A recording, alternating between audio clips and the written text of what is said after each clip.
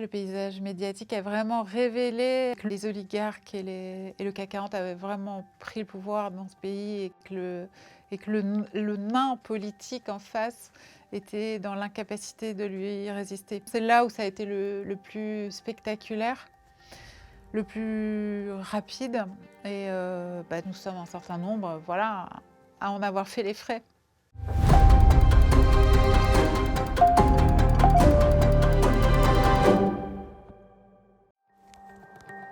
En 2016, vous quittez votre poste de directrice adjointe de l'Obs. Quelles furent les raisons de votre départ ?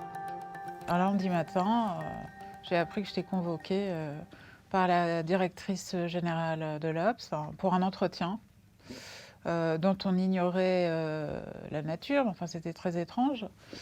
Et en fait, ça s'est effectivement transformé en convocation du jour au lendemain pour un entretien préalable à licenciement. Voilà. Une immense mobilisation va avoir lieu au sein de la rédaction de l'Obs, qui va faire la première motion de défiance de toute son histoire, votée à plus de 80% par la rédaction, contre la direction au sujet de cette convocation à entretien préalable de licenciement. Et bien au-delà de ça, il va y avoir une mobilisation dans tout le groupe Le Monde, puisque la Société des journalistes de l'ensemble du groupe et des personnels va s'émouvoir et s'élever contre un licenciement politique, qualifié de politique dans tous les communiqués. Il y avait une grosse désagée permanente, quotidienne, une atmosphère surchauffée. Et c'est dans ce contexte-là, un week-end, que Claude Perdriel, fondateur de l'Obs et encore actionnaire de l'Obs à l'époque, m'envoie ce SMS me disant ma chère Aude, notre décision est irrévocable. Je respecte vos convictions et votre travail, mais visiblement, vos opinions ont influencé celui-ci. Voilà, donc il écrit noir sur blanc qu'il s'agit bien d'un délit d'opinion. Et il écrit qu'ils iront jusqu'au bout. Pour qu'on comprenne bien, vous représentez quoi pour ces actionnaires à ce moment-là, vous ? Moi, dans un premier temps, je pensais que c'était un règlement de compte interne, même si tout ça était très opaque. Je n'aurais jamais imaginé que ça puisse remonter jusqu'à l'actionnariat principal et jusqu'à l'Élysée, comme on va le voir par la suite. Je pensais que Xavier Niel ne connaissait même pas mon nom, pour tout vous dire. J'étais la numéro 2 de l'Obs, certes, mais l'Obs, c'est quand même un confetti dans son empire. Donc, je ne comprenais pas très bien le problème. Pour comprendre en fait la décision qui a été la leur, il faut se remettre dans le contexte de l'époque. Nous étions en plein Nuit debout, nous étions en avril 2016. François Hollande était en grande difficulté. Je ne sais pas si vous vous souvenez, mais il y avait véritablement une atmosphère de guerre civile dans Paris. Enfin, tout ça a été complètement disproportionné, évidemment. Depuis après, depuis, on a vu les gilets jaunes et tout. Ils n'étaient pas au bout de leur surprise tous. Mais enfin, même les manifestants se déplaçaient au domicile de Manuel Valls en plein Paris pour faire pression, etc. L'atmosphère était extrêmement tendue et il se trouve qu'à l'époque, j'étais en couple avec Frédéric Lordon qui, avec François Ruffin, était un des 2 meneurs de Nuit debout. Donc, ce qui s'est passé, enfin ce qu'on a retracé par la suite, et ça a été documenté par des journalistes d'investigation, c'est qu'en fait, ils se sont totalement fait un film, ils se sont montés le bourrichon autour de cette relation avec Frédéric Lordon. Ce que je sais, je ne l'ai pas beaucoup raconté, mais je peux vous le dire aujourd'hui, c'est que la représentante des journalistes, la représentante du personnel qui s'est rendue au siège de Free pour rencontrer Xavier Niel en tête-à-tête pour essayer de me sauver, et ben, c'est vu dit que François Hollande lui avait appris cette relation avec un des meneurs de Nuit debout. Et il riait, il éclatait de rire. Il disait, vous imaginez bien qu'on ne peut pas laisser l'Obs à des gens comme ça. Voilà.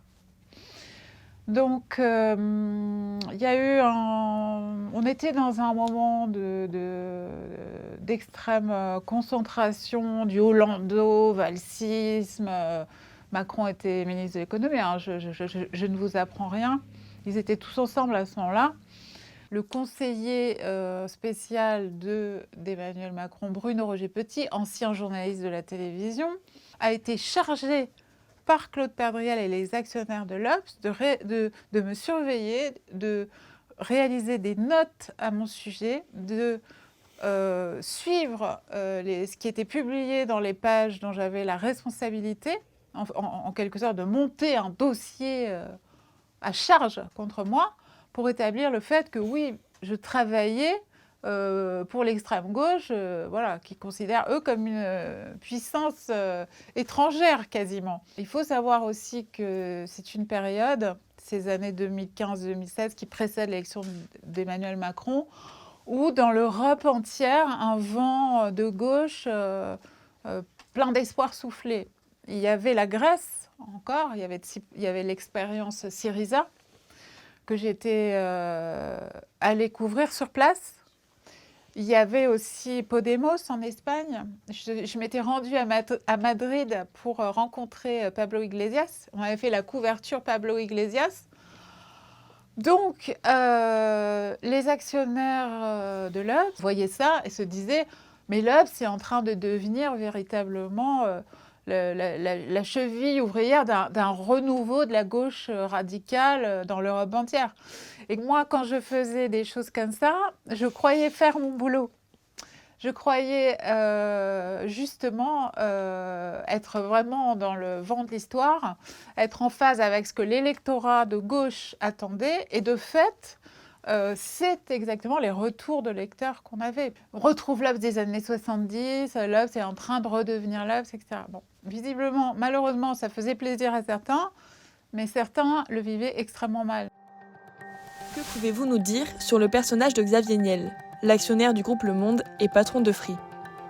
Xavier Niel profite, on va dire, de l'aura maléfique de Vincent Bolloré et de sa percée fulgurante, voilà, avec une ligne extrêmement radicale pour se faufiler et se faire passer quasiment maintenant pour le protecteur des journalistes, le saint patron des journalistes. Donc Xavier Niel, connu pour être ultra interventionniste, ultra procédurier, connu pour être, pardonnez-moi l'expression, mais pour avoir été absolument cul et chemise avec Emmanuel Macron, au point d'échanger quotidiennement des messages via Telegram, Signal, etc.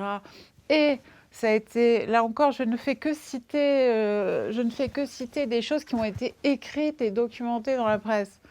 Sophie Desdésert a établi dans un grand portrait de Xavier Niel dans Vanity Fair que lorsque Emmanuel Macron, à peine élu, a passé la flat tax et l'exit tax, dont on sait de quoi il prive aujourd'hui les Français en termes de revenus fiscaux massifs, Xavier Niel lui a répondu par un smiley radieux, ravi, etc. C'est la mesure que nous attendions et c'est pour ça que nous avons poussé pour que tu sois au pouvoir. Voilà.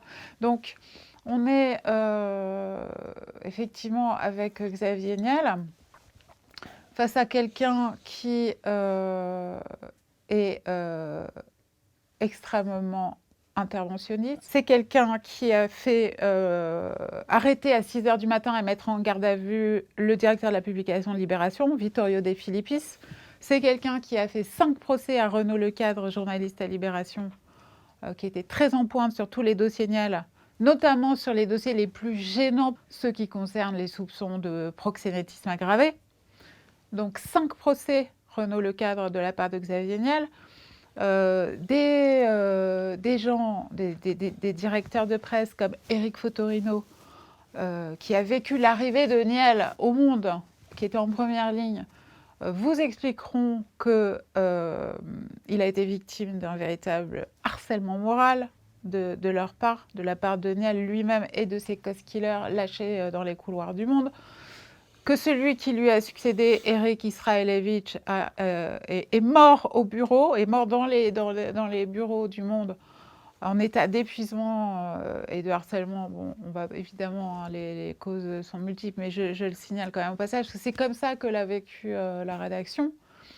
Et qu'Edoui Plenel, lorsque Mediapart a sorti une série d'enquêtes sur Xavier Niel en 6 volets à laquelle avaient participé Laurent Mauduit, Martine Orange et d'autres, a dit qu'il avait été victime de la part de Xavier Niel de coups de fil d'une violence auquel il n'avait jamais eu affaire jusqu'ici. Pourtant, Mediapart, on ne peut pas dire qu'il ne fasse pas des tapis de bombe contre des gens extrêmement violents. Il a dit que Xavier Niel lui hurlait dessus au téléphone et lui disait « Je vous enregistre, je vous enregistre, je vous enregistre », etc. Donc voilà le profil du nouveau saint patron des journalistes que maintenant on nous présente comme quelqu'un d'extrêmement libéral avec les idées, laissant les journalistes s'exprimer, leur laissant écrire ce qu'ils veulent, leur laissant vivre leur vie de rédaction. C'est une chose à laquelle aucune personne sérieuse connaissant le dossier Niel ne peut croire, bien sûr. En quoi la brutalité de votre éviction a-t-elle pu servir des intérêts puissants, voire ceux d'Emmanuel Macron ou François Hollande? Alors, ça a été démontré dans Mediapart, dans toute la série d'articles que Laurent Mauduit a écrit sur cette affaire. Il se trouve que non seulement il y avait le contexte Nuit debout, le contexte dont on a parlé politique dans l'Europe entière, où la gauche radicale retrouvait des couleurs, mais Xavier Niel avait un deal extrêmement important qui concernait le contrat d'itinérance avec Orange, Orange étant public, c'est l'État qui est l'actionnaire majoritaire, a renouvelé lors de ce printemps-là, et il était en frontal contre son adversaire historique, Martin Bouygues. Je ne sais pas si vous connaissez le degré de haine qu'il y a entre ces deux personnages et de rivalité, il est absolument féroce. Or, il se trouve, comme par hasard, que c'est bien Xavier Niel et non Martin Bouygues qui a été choisi pour ce contrat d'itinérance. Donc, ce que Mediapart a écrit, noir sur blanc, c'est qu'il était tout à fait probable que Xavier Niel avait eu intérêt à ce moment-là à montrer sa bonne volonté, sa compréhension et son écoute de tout ce qui venait de l'Élysée et de François Hollande. Xavier Niel avait absolument un intérêt vital pour son business de télécom à montrer son total alignement sur l'Élysée. Et François Hollande, lui, il avait envie de remettre toute sa presse de gauche social-démocrate au pas. C'est intéressant à titre général parce que ça montre à quoi sert le rachat d'un média pour un type comme Xavier Niel et comment ça fonctionne entre le pouvoir et ses actionnaires de médias. Pourquoi la reprise en main de l'Obs est stratégique pour ses actionnaires ? L'Obs, c'est la gauche, c'est la gauche socialiste. Et puis, il faut savoir que l'Obs est une pièce dans le groupe Le Monde. L'Obs appartient aux mêmes actionnaires que le groupe Le Monde. Le directeur général est le même, c'est Louis Dreyfus. C'est Louis Dreyfus qui vient chaque semaine à l'Obs, au Monde, répercuter la bonne parole des actionnaires. Donc, ça marche absolument ensemble. Donc, c'est la presse... c'est la presse de gauche, ce sont les influenceurs de toute une bourgeoisie, de tous les CSP+, qui vont devoir être amenés aux urnes un an plus tard. Donc Emmanuel Macron s'appuiera. Naturellement, on est dans le cœur de cible, le cœur de filet de l'électorat d'Emmanuel Macron. La gauche intellectuelle, prof, un peu... Cadre. La gauche qui pense être informée en s'abonnant au Monde en ligne et qui pense que le fait de lire une fois par jour les gros titres en les balayant de l'application du Monde en ligne suffit à leur faire connaître les dessous de l'actualité. Donc il y a un rôle de pollution majeur joué par ces titres-là du circuit de l'information en France. Non, le grand mensonge, c'est de dire qu'il y a un rééquilibrage en cours et qu'enfin la droite peut retrouver un petit peu une place dans les médias, etc. Bon, d'abord, c'est complètement faux parce qu'ils ne retrouvent pas une place parmi d'autres. Ils sont en train de tout balayer, hein, très franchement. Et d'autre part, eh bien, il est totalement fallacieux de présenter les gens de France Inter, les gens de Libération, comme des journalistes de gauche. Oui, sur les questions sociétales, sur les questions de mœurs, sur les questions d'homophobie, sur les questions d'immigration, ils auront effectivement un discours beaucoup plus audible, mais absolument pas sur les questions cruciales qui sont celles du capital et qui sont en réalité les seules qui intéressent vraiment les actionnaires de médias. Donc il n'y a pas de rééquilibrage. On est en train de passer d'une gauche caviar néolibérale à une droitisation toujours plus extrême du paysage médiatique français. Et on ne sait même pas où ça s'arrêtera, parce que je dois dire que dans un premier temps, il y avait eu le triste précédent de Canal+ et de iTélé transformé en CNews. Mais maintenant, il se passe quasiment plus un mois sans qu'on apprenne une nouvelle tentative de rachat de grands médias. En dehors des nouveaux médias indépendants qui se sont créés, d'ailleurs, c'est pas un hasard, hein, depuis 2017-2018, dans le siège de cette crise majeure des médias, que ce soit Off Investigation, que ce soit nous, QG, etc. En dehors de nous, tout le circuit de l'information est pollué par ce type d'actionnaires. Alors évidemment, on ne niera pas que Vincent Bolloré représente un coup d'accélérateur décisif dans cette affaire. Néanmoins, il y a quand même une grande hypocrisie autour de ça dans l'ensemble des médias. Moi, j'ai souvenir que Alain Finkielkraut dispose tout de même depuis 30 ans de la meilleure case sur le service public intellectuel haut de gamme, le samedi matin à 10h sur France Culture, pour ambiancer tout le pays, répandre un discours de haine islamophobe complètement décomplexé, inviter les principaux émetteurs de ça, je pense à des gens comme Renaud Camus, le théoricien du grand remplacement, des gens extrêmement toxiques, des gens qui ont même inspiré de la violence terroriste à travers le monde. Donc, en France, on a encore des produits qui s'exportent en dehors de LVMH, c'est nos idées pourries.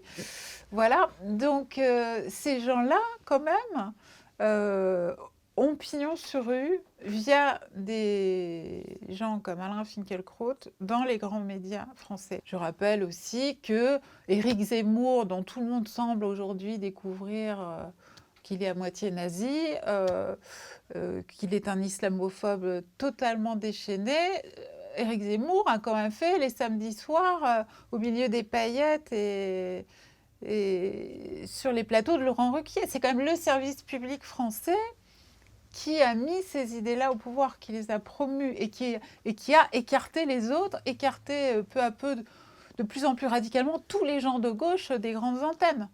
Voilà. Donc, il y a énormément d'hypocrisie. Ces idées-là, dans notre pays, ça fait longtemps qu'elles sont en train de progresser souterrainement, ou d'ailleurs pas souterrainement du tout. Et puis voilà, Bolloré arrive pour porter les stockades finales et que ça puisse se faire avec une telle rapidité, une telle facilité dans l'avancée. Mais justement, moi, je pense que ça n'a été possible que parce que le travail de sape, de long terme, il a été fait très en amont. La large influence des oligarques sur les médias est-elle une évolution récente ? On a vraiment basculé dans une autre époque et je pense que ça s'est vraiment fait à partir du quinquennat Hollande. Vous remarquerez que c'est à partir de ce moment-là que des titres comme Le Parisien sont rachetés par Bernard Arnault, Libération par Patrick Drahi, des actionnaires, donc des télécoms, milieu extrêmement violent et surtout milieu en affaires vitales avec l'État. Donc on est vraiment au maximum de la consanguinité et de la chose qu'il faudrait casser, éviter pour avoir un fonctionnement démocratique sain. Donc oui, évidemment, on a un contexte extrêmement dégradé et évidemment, au milieu de tout ça, un actionnaire qui, en plus de tout, d'avoir ses besoins, d'avoir les bonnes grâces de l'État et de deal, a une bataille idéologique extrêmement dure qui est Vincent Bolloré. Donc, lui, non seulement il a besoin de l'État en diverses circonstances, mais en plus, il a une bataille personnelle à mener, catholique et aussi de droite dure. Et il rachète et refait de fond en comble des médias pour les mettre à la disposition de cette lutte-là, ce qui le singularise par rapport aux autres. Mais j'ai envie de dire, même si on retirait actuellement Vincent Bolloré de ce paysage, ou même si Vincent Bolloré n'était pas le milliardaire d'extrême droite qu'il est, ça ne changerait rien à la pollution complète du système actuel de l'information. La puissance publique, à moins de renversements, de bouleversements majeurs dans le pays, ne peut plus agir face à ces gens-là. C'est eux qui détiennent le véritable pouvoir. C'est eux qui ont le pouvoir de faire et défaire les lois. Nous avons été complètement dépossédés. Moi, j'ai eu pour le coup la chance immense de pouvoir suivre les Gilets jaunes sur le terrain chaque semaine à partir du 24 novembre 2018, du deuxième acte, aux médias. Et effectivement, on s'est retrouvés extrêmement isolés, c'est pas compliqué. Tous les autres étaient sur le terrain en adversaire, étaient là pour trouver le gilet jaune bourré qui va raconter des abominations lepénistes et l'exhiber sur les plateaux, etc. C'était d'une extrême violence, ça a véritablement fait un tort majuscule au mouvement. Puisque les gens qui étaient, je te rappelle que les gens étaient très sympathisants, les Français étaient majoritairement sympathisants du mouvement. Longtemps ça a duré, mais à force d'exhiber des poubelles en feu, des casseurs, les gens d'ordre sont rentrés chez eux et ne sont restés dans la rue que les éléments radicalisés, quoi. Donc le mouvement a été tué par les intellectuels et les médias français. Il y a fort à parier que sans cette double peau médiatique qui a fait le service après-vente et qui a cassé l'image du mouvement, il y a fort à parier que Macron aurait déjà dû dissoudre. Il était véritablement assiégé à ce moment-là. L'armée, des généraux ont été consultés par l'Élysée pour savoir quelle serait leur position en cas de trouble, et si, oui ou non, en quelque sorte, ils seraient prêts à faire tirer sur le peuple français. Ça a été attesté, même quelqu'un comme Arnaud Montebourg a dit qu'il en avait eu vent comme moi, lui aussi. Et l'armée, très clairement, le son de cloche a été non. Non. Ça veut dire qu'Emmanuel Macron a eu très très peur. Emmanuel Macron a eu très très peur d'être laissé, d'être abandonné face au peuple. Du côté de la police, ça a été compliqué aussi, mais ça a tenu. Mais il y a quand même eu en décembre 2018 des mouvements de policiers. Il y a quand même eu aussi des figures policières comme Alexandre Langlois qui se sont levées, qui faisaient quand même des millions de vues à l'époque. Les journalistes peuvent-ils travailler librement dans ce contexte ? Pour moi, un des événements les plus choquants de la période, c'est la mise sur écoute de François Ruffin par Bernard Arnault. François Ruffin, à l'époque, est patron de presse, indépendante, mais voilà, patron de Fakir. Et on sait, de façon absolument certaine, parce que même la justice ne l'a pas contesté, que François Ruffin a été mis sur écoute au travail, dans sa vie personnelle, par l'homme le plus riche de France, l'homme le plus riche du monde, le beau-père de Xavier Niel, un soutien extrêmement actif du président de la République, l'homme dont les vêtements habillent la femme du président. Comme dans la plus sombre des dictatures, c'est possible et ça passe. Ça passe. Quand ça arrive en justice, finalement, maintenant, un deal est possible et moyennant de gros chèques, on peut demander à la justice de stopper ces poursuites. On pourrait énumérer la liste des atteintes à l'information sous Macron, elle est longue comme le bras. La loi secret des affaires, qui a quand même lancé le bal. La loi sur les fake news, passée pendant l'hiver Gilets jaunes en décembre 2018. La loi sur la haine en ligne, dite Avia, qui en fait vise les propos qui leur posent problème. Et puis maintenant, l'intervention de l'Union européenne, etc. Donc, en fait, on ne cesse de voir la liberté d'action des journalistes se réduire au niveau de la législation. Et nous sommes pris en étau entre le capital et les pouvoirs publics, en fait, qui tous les deux, ces deux forces en casse-noix, avancent ensemble pour nous empêcher de faire notre travail.